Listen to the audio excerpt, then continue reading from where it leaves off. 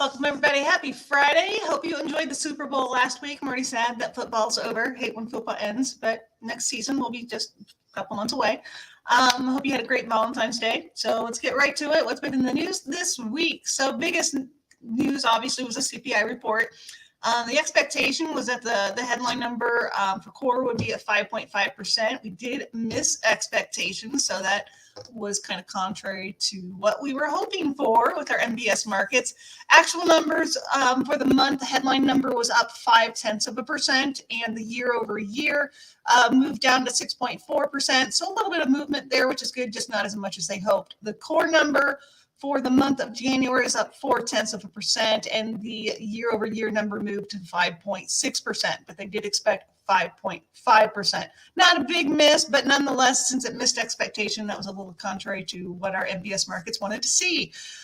Biggest reason for that, energy costs were up 1.9% for the month, and shelter was up 0.7%. Shelter still kind of been an impact to our CPI numbers. With that lagging effect that it has, we're still not seeing the current market environment, integrated into that report, because it is lagging. So that's what's to be expected. So that shelter component should improve over the next couple of months based on the historical information that it replaces. Retail sales came in for the month of January, and they were actually better than expected.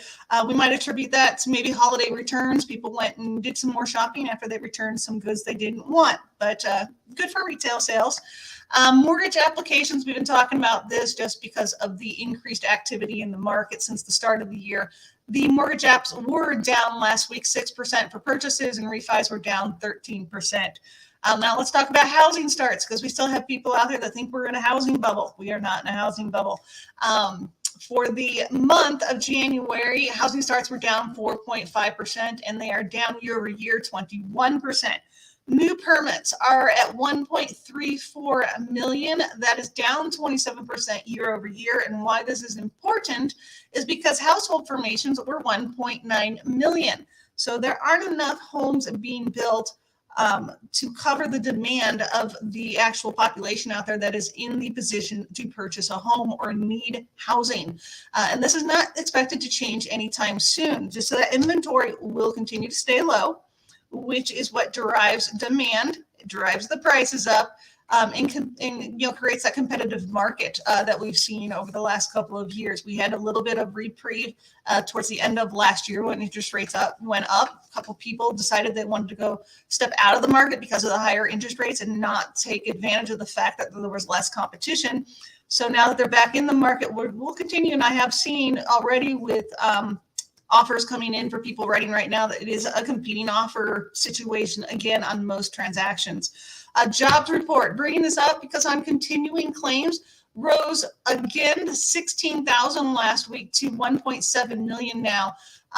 Over the last 6 weeks, 5 of those weeks have seen increased numbers in continuing claims. And the reason why I bring this up is this kind of speaks to the idea and the fact that it is harder to find a job right now and to get hired, even if there are job creations supposedly being, put out there via these reports that are kind of misleading because nobody's diving into them like we do.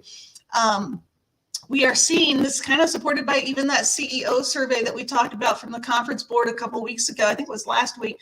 That were saying they were going to freeze hiring, or they weren't going to replace people that had been let go, or they were going to cut back on the hours for the staff they already have. So that makes it really hard for people that are looking for a job to get hired when companies aren't hiring. So let's take a look at the markets, and you can see what the MBS market has been doing over the last couple of weeks. You can see that we just keep trending down here. This is not good. This means interest rates are going up, and we are having a hard time seeing some reprieve in interest rates. So if you're thinking the interest rates are in the 5% interest range, you're wrong. They're getting closer to 7% again. And if your FICO score is not as strong as some people, then you probably are getting quoted 7% at this point by some people. So that's where we're at. We will continue to watch the markets, and we'll continue to report to you every week. If you do have questions, though, please reach out to me. You are welcome to contact me by email, by phone, even reply to any comments within this video. I'm happy to help you out. Anything I can do. Otherwise, have a great weekend, and I will see you next week.